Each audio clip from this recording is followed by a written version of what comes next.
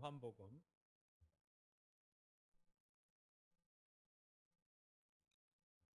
8장 1절에서 7절 말씀입니다. 요한복음 8장 1절에서 7절 말씀.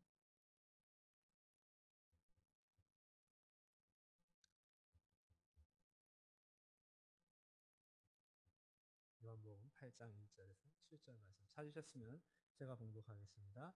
예수는 감람산으로 가시다 아침에 다시 성전으로 들어오시니 백성이 다 나오는지라 앉으사 저희를 가르치시더니 서기관들과 바리새인들이 간음 중에 잡힌 여자를 끌고 와서 가운데 세우고 예수께 말하되 선생이여 이 여자가 간음하다가 현장에서 잡혔나이다.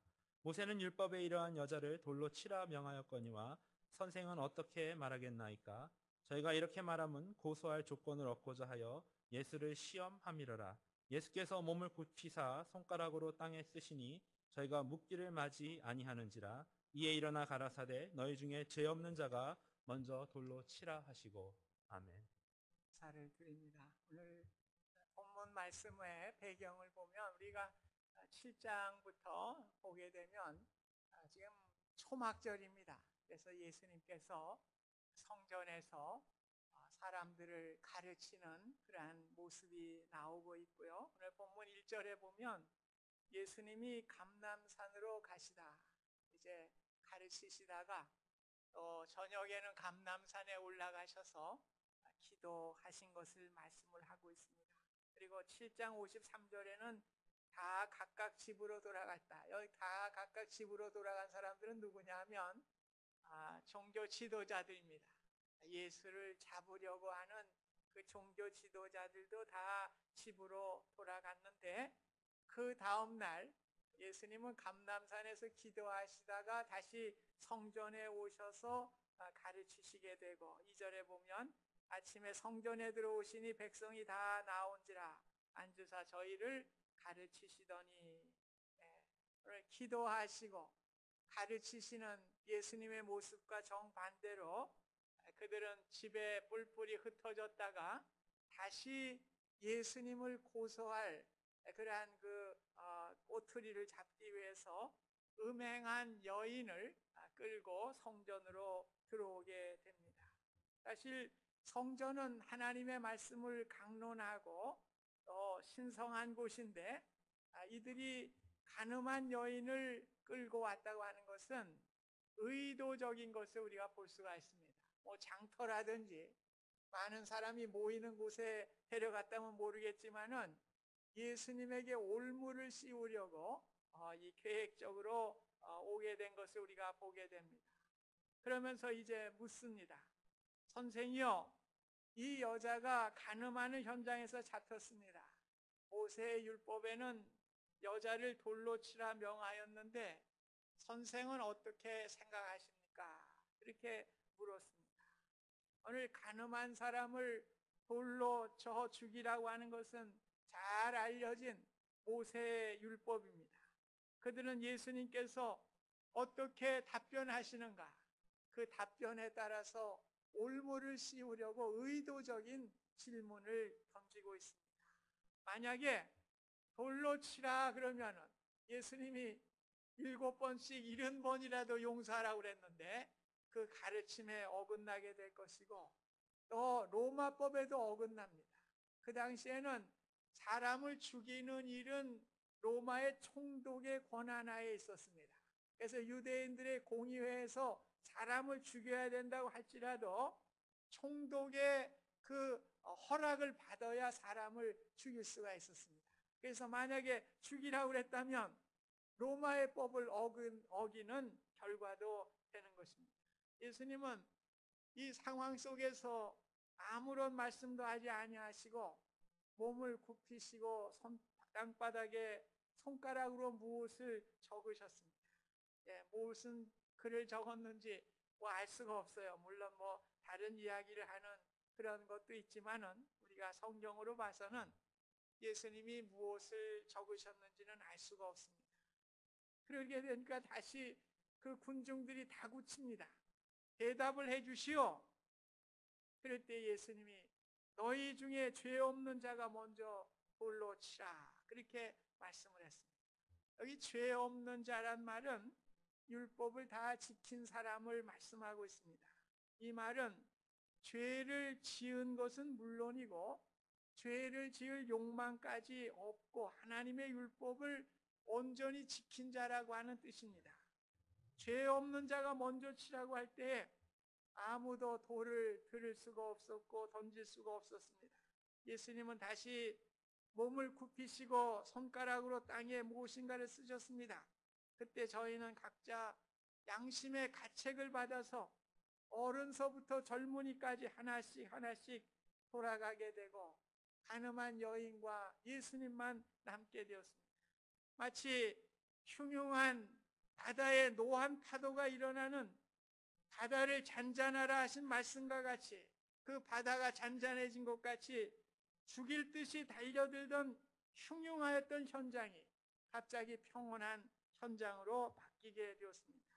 이제 여자 외에 아무것도 없는 것을 보시고 나도 너를 정죄치 아니하노니 가서 다시는 죄를 범하지 말라 그렇게 말씀을 해 주셨습니다.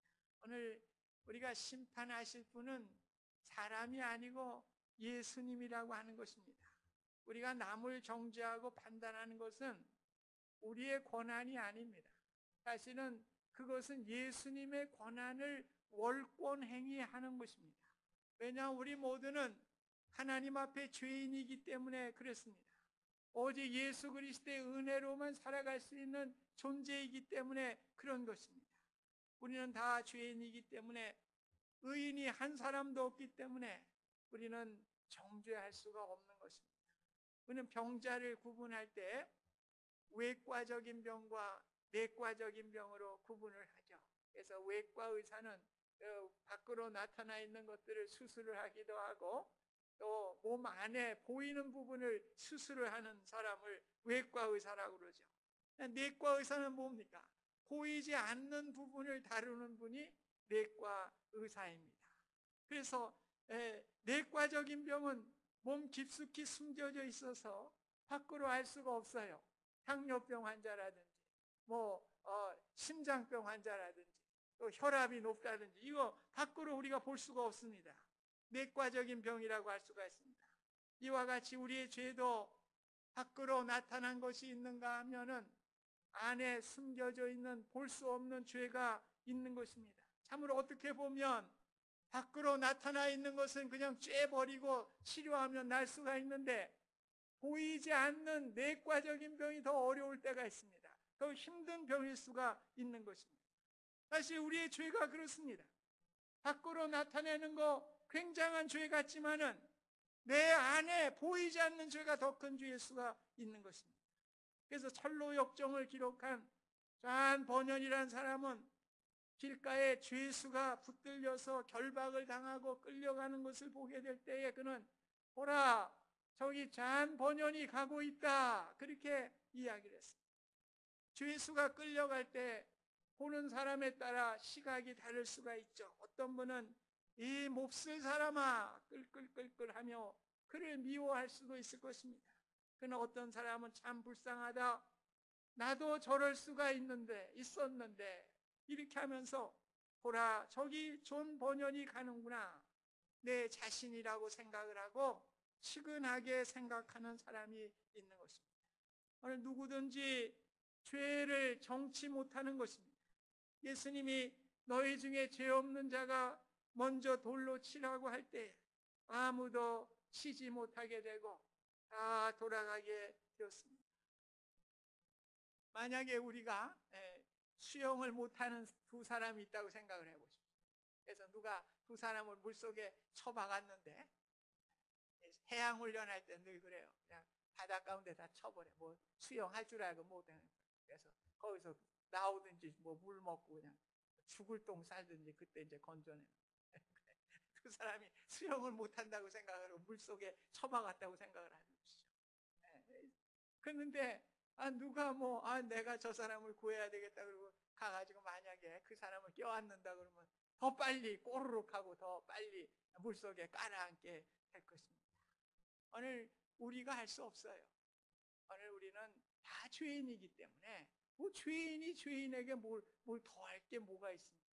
오직 밖에 생명줄을 던져주실 예수 그리스도를 통해서만이 우리는 구원함을 받고 죄 용서를 받을 수가 있는 것입니다. 그렇기 때문에 우리는 우리끼리 그냥 수용 못하는 사람들끼리 뭐 누구를 너 나보다 조금 더 못하네 이게 아니죠. 다 못하지 뭘.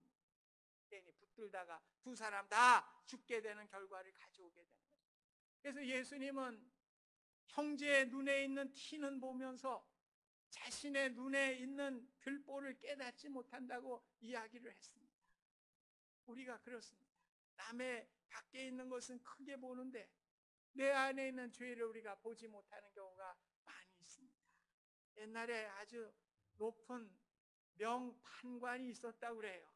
이 사람이 판결을 너무나 정확하게 하기 때문에 사람들로 참 명재판관이다, 명판관이다 그런 이제 이야기를 듣게 됐습니다. 그러던 어느 날 마당을 쓸고 있던 자기 집의 머슴을 보게 됩니다. 그래서 한번 이 머슴을 한번 시험해 보고 싶었습니다. 그래서 이 구석진 곳에 돌 위에다가 상자 안에 금부치를 넣어놨어요. 이렇게 넣어놓고서 우리 머슴이 이걸 어떻게 처리하나 보자 이렇게 보게 됩니다. 머슴이 이제 보니까 상자가 있거든요. 열어보니까 금이 있어요. 그래서 그 금을 손으로 들었다가 가지려고 그러다가 다시 거기다 놓고서 뚜껑을 이렇게 닫아놨습니다. 얼마 후에 이 주인이 상자를 치워버리고 머슴에게 호통을 쳤습니다. 야, 내가 상자 안에 금을 넣어놨는데 그 상자가 없어졌다. 너 그거 보지 못했느냐? 이 머슴이 새파랗게 질렸습니다. 저 그 상자 보지 못했습니다. 가져가지 않았습니다. 이랬어요. 가져가지 않은 건 사실이죠. 그러나 보지 않았다고 하는 것은 거짓말입니다. 그렇죠? 거짓말. 그래서 판관이 또 그래, 네가 안 가져갔다면 이 화저에 빨갛게 이제 달구어서 그 화저를 빨갛게 달구어서 네가 안 가져갔으면 이 화저를 손에 잡아도 손이 되지 않을 것이다. 그러나 네가 그것을 가져갔다면 이 빨간 화저를 잡을 때 네 손이 튀게 될 것이다. 그래서 시험을 하니까 이 머슴이 이제 그 화저를 잡으려고 그러는데 말이에요. 너무 뜨거우니까 말이에요. 잡을 수가 없어요. 그래 하면서 죽을 죄를 졌습니다. 주인님, 제가 그 상자가 탐이 나서 제가 가져갔습니다. 거짓말. 그것을 보면서 이 명판관이 탄식을 하게 됩니다. 내가 얼마나 재판을 많이 거슬렀는가. 참 사람들을 취조하면서 무고한 사람들이 얼마나 자기 죄가 아닌 것을 고백하게 하였는가. 그러한 자책감을 가지고 그는 사표를 내고 그 판관의 자리에서 물러났다고 하는 이야기입니다. 물론 지어낸 얘기죠. 제가 지어낸 얘기예요. 역사적인 얘기가 아닙니다. 그러니까 그건 또 누군가 그러지 마시고 얼마나 우리가 판단의 오류가 많이 있습니까? 오늘 우리는 오직 의로운 재판장 되시는 예수 그리스도만이 판단할 수 있어요. 예수님이 이 여인을 정죄하지 않겠으니 다시는 죄를 짓지 말라 그랬습니다. 마치 큰 병을 앓는 사람이 있다고 하면 그 가정하게 될 때 그 병세가 호전되면 참 좋지요. 또 그 병세가 악화되면 근심하게 되는 것입니다. 그런데 어느 날 담당 의사가 당신 그 병에서 완전히 완치가 됐습니다. 이제 그 몹쓸 병에 걸리지 않도록 조심해서 살아가세요. 그럴 때 그 환자는 얼마나 기쁘겠습니까? 더 이상 병에 얽매이지 않게 되고 자유함을 얻게 되는 것입니다. 그 병에 다시 걸리지 않도록 조심해서 살아가게 되는 것입니다. 오늘 예수님이 이 죄인의 모든 여인의 죄를 다 용서해 줬습니다. 이제 죄로 인해서 근심하거나 억눌리지 아니하고 자유롭게 살아갈 수 있는 은혜를 주었습니다. 다시는 죄를 짓지 말고 용서함을 받은 은혜로 살아가라고 하는 주님의 말씀이 그에게 전달됐습니다. 이 말씀이 갈라디아서 5장 1절 말씀이에요. 그리스도께서 우리를 자유롭게 하려고 자유를 주셨으니 그러므로 굳건하게 서서 다시는 종의 멍에를 매지 말라. 오늘 우리 그리스도의 십자가의 은혜로 죄의 용서함을 받게 되고 자유함을 얻게 되었습니다. 얼마나 놀라운 은혜입니까? 그동안은 죄에 눌려서 오늘 그 억압되어서 근심하며 살아가던 저희들이 예수 그리스도의 십자가의 보혈로 완전히 우리의 죄가 용서함을 받게 되고 새로운 인생이 되어서 자유로운 인생을 살아가는 이 모습입니다. 오늘 이 여인이 그렇습니다. 그의 모든 죄가 다 용서함을 받게 되고 이제 자유함을 얻게 되고 새로운 인생이 시작되는 이러한 놀라운 축복을 받게 된 것입니다. 사람이 병에 걸리면 병의 지배를 받을 수밖에 없어요. 약을 먹어야 되고요. 그 병의 통증이나 증세에 반응을 할 수밖에 없습니다. 마찬가지로 죄도 똑같아요. 죄는 나도 모르게 그 지배를 받게 되는 것입니다. 오늘 죄가 그저 내가 의지를 가지고 그 죄를 끊을 수가 없는 것입니다. 죄에 시키는 대로 살고 죄 가운데 움직이고 살게 되어 있는 것이 죄입니다. 오늘 그 죄로부터 해방을 시키시고 오늘 자유함을 주신 분이 예수 그리스도이신 것입니다. 오늘 예수님은 우리의 죄로부터 해방시키고 자유를 주시기 위해서 오신 것입니다. 내가 너를 정죄치 않겠다. 이 여인을 꾸짖지 아니하고 자유함 가운데 살아갈 것을 예수님께서 당부하셨습니다. 오늘 왜 죄 없는 자가 치라는 말씀을 한번 기억해 보시기 바랍니다. 이 말은 간음죄가 있는 사람이란 말이 아닙니다. 무슨 죄든지 죄 없는 사람이 치라는 말씀입니다. 오늘 우리들이 흔히 남을 비난할 때에 똑같은 사건이 내게는 없다는 자신감을 가지고 남을 정죄하고 비판하는 경우가 많이 있습니다.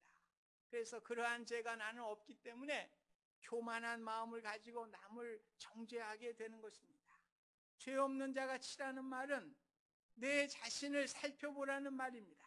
돌을 던지기 전에 내 자신을 살펴보게 될 때에 살기가 등등하고 흥분하였던 무리들도 그 돌을 놓고 다 돌아가게 된 것입니다. 우리는 내 자신을 보아야 돼요. 우리가 자동차를 타고 가다가 앞에 차가 고장이 나서 그런 경우를 우리가 보게 됩니다. 그러면 우리는 내 차는 고장나지 않는다는 보장이 있습니까? 내 차도 언젠가 고장날 수가 있어요. 이 스타트가 안 될 수도 있고 그런 것입니다. 마찬가지로 남의 허물을 보면서 그 허물과 잘못을 떠들며 다니는 것이 아니라 내 자신도 바라보면서 나도 언젠가는 이러한 죄를 지을 수 있는 죄인이구나 이렇게 반성하게 될 때에 누구도 정죄할 수가 없는 것이죠. 오늘 본문의 사건은 성전에서 일어난 거예요. 참 은혜가 됩니다. 성전에서 이 여인은 죄의 사함을 받고 자유함을 얻어 새로운 삶으로 나아간 줄로 믿습니다. 우리가 예배 시간에 용서의 죄의 고백이라는 것이 있어요. 용서의 선언이라는 것이 있습니다. 오늘 한 주간에 우리가 죄 짓던 모든 것들 다 하나님의 말씀으로 주님의 보혈로 용서함을 받게 되고 오늘 예배 가운데 우리가 새로운 삶으로 나아가는 것입니다. 오늘 다시 한번 자유로움을 가지고 우리가 이 여인과 같이 죄 사함의 은혜를 가지고 이 세상에 나가서 살아가는 것, 우리 예배 성전에서 이루어지는 것입니다. 오늘 예수님은 이러한 성전에서 이 여인에게 은혜를 베풀게 될 때에 자유함을 얻게 됐습니다. 오늘 우리 주의 성전에 찾아온 우리 모든 성도 여러분, 주님의 용서함과 은혜를 받으시고 우리가 세상 가운데 자유함과 기쁨을 가지고 살아가실 수 있기를 주님의 이름으로 부탁드립니다. 오늘 사랑하려면요, 그 사람의 눈 높이에 맞춰야 돼요. 몸 높이에 맞춰야 돼요. 늘 어렵고 힘들고 정죄받는 이들 향해서 우리의 몸과 눈의 높이를 맞춰야 되는 것입니다. 예수님은 몸을 굽히셨어요. 그리고 그 여인이 이제 돌에 맞아 죽을 것 같은 이제 엎드려 있었을 거 아닙니까? 우리 예수님도 엎드리시고 그 여인의 눈높이에 자신의 눈높이를 맞추게 되었습니다. 오늘 사랑한다는 것은 무엇입니까? 오늘 그분의 위치에서 우리가 그분의 상황을 이해해 주는 것입니다. 그래서 제가 결혼할 때 저는 이제 4주 우리 결혼 후보자들하고 결혼 공부를 합니다. 그래서 우리가 언더스탠딩을 이야기할 때 그래요. 언더스탠딩. 그게 무슨 말이에요? 이해한다는 말이에요. 예, 예, 그 사람 밑에 서 있다는 얘기예요. 눈높이 맞춘다는 얘기입니다. 우리가 언더스탠딩 한다는 거는 상대방의 눈높이에 맞추는 거예요. 언더. 그 사람 서 있는 밑에 있으니까 언더스탠딩이에요. 그래서 그 눈높이를 맞춰야 돼요. 오늘 그럴 때 진정한 사랑이 이루어지게 되는 것입니다. 그러므로 우리는 사랑할 수밖에 없는 존재예요. 오늘 난생 처음 용서와 자비를 맛본 여인이 얼마나 감격했겠습니까? 이 여인이 자유함과 새로운 삶으로 나아갔다고 저는 믿습니다. 오늘 주님의 섬김이 그런 것입니다. 오늘 주님의 사랑을 받은 저희들이 오늘 어떻게 정죄하는 것이 아니라 오늘 그 사람의 눈높이로서 오늘 구원으로 인도하고 고집불통의 사람을 변화시키고 주저앉은 사람을 일으켜서 그분도 나와 같이 주님과 동행하고 주님의 사명을 가지고 살아갈 수 있도록 우리가 도와주는 것이 바로 우리가 해야 할 일인 것입니다. 한번 제가 얘기한 것 같은데 제가 너무나 그 감격스러워서 총회 가운데 참 뉴욕의 아주 큰 교회 목사님이 이제 말씀을 전하면서 그런 얘기를 했습니다. 아들이 그 갱단에 이렇게 들어가가지고 그 곤충을 또 휴대를 해가지고 그 음식점에서 그 곤충을 들고 말이야. 그러니 그 경찰에 이제 잡히게 되고 아버지에게 알려지게 됐습니다. 아버지.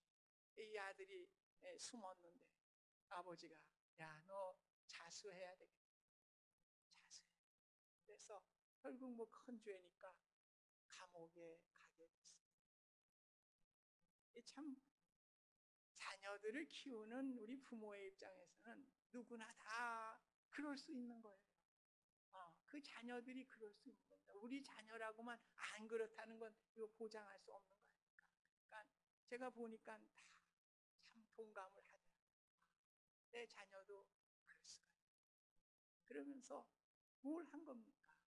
그 자녀를 위해서 사랑의 그 눈물을 흘리고 얼마나 힘들었겠어요. 아주 대형교회 목사님인데 교회에 사표를 내고 뭐 이런 아들 뒀으니 제가 어떻게 목회나 교회에서는 또 아니 목사님이 무슨 잘못이 있습니까? 아들이 그럴 수도 있는 거죠. 목사님 안 됩니다. 근데 참 그 목회가 얼마나 참 가시밭길이었겠어요. 자기 자녀가 감옥에 가 있는 상태에서 강단에 서서 설교를 한다는 게 얼마나 가슴 아픈 일이었겠습니까? 그 심정을 참 이해를 할 수가 있겠죠. 그 교도소에 틈이 나면 찾아가고 아들에게 이렇게 사랑의 메시지를 전하게 되고 그 아들이 그곳에서 변화되게 되고 또 그 깽단에 있었으니까 깽단에 들어간 애들을 다 또 휘어잡는 거예요. 교회 그 깽단에 들어간 놈들 다 이리 와! 그래가지고 말 잘 듣는 다 도와주고 크리스찬 스쿨의 선생이 얼마나 귀한 역사가 일어났습니다. 오늘 참으로 우리가 정죄하는 것이 아니라 오늘 우리는 주님이 용서한 것 같이 우리가 그들을 용서하고 그들이 다시금 구원받아 하나님의 사람으로 살아갈 수 있도록 이렇게 살아가는 거예요. 그래서 요즘 뭐 제가 전번에 한번 가요를 불렀더니 목사님 가요가 너무 좋습니다. 앞으로 가요를 좀 자주 불러야 여러분들하고 커뮤니케이션이 잘 될 것 같아요. 그렇죠? 네, 난 이만큼 떨어져 있고 또 여러분께서 좋은 가요. 그래서 좋은 가요가 있더라고요. 눈물로 쓴 편지. 눈물로 쓴 편지는 읽을 수가 없어요. 눈물은 보이지 않으니까요. 눈물로 쓴 편지는 고칠 수도 없어요. 눈물은 지우지 못하니까요. 눈물로 쓴 편지는 붙일 수가 없어요. 눈물로 너무나 말라 말라버리죠. 눈물로 쓴 편지는 버릴 수도 없어요. 눈물로 내 마음 같으니까요. 오늘 돌을 들어 정죄하는 자가 아니라 그 높이에 우리의 몸을 낮춰서 주님의 사랑을 통해서 함께 구원의 역사를 이루어가는 우리의 귀한 삶이 되실 수 있기를 주님의 이름으로 축원드립니다. 감사하신 하나님, 오늘 주님은 죄 많은 여인을 용서하시고 이제 다시 죄를 짓지 말고 새 삶으로 나아갈 수 있는 자유와 기쁨을 주셨습니다. 저희도 주님을 본받아서 한 생명을 사랑하며 그분도 우리와 함께 구원의 자유와 기쁨을 누리며 살아갈 수 있도록 도와드리는 도구가 될 수 있도록 하나님 인도하여 주시옵소서. 예수님의 이름으로 기도하옵나이다. 아멘.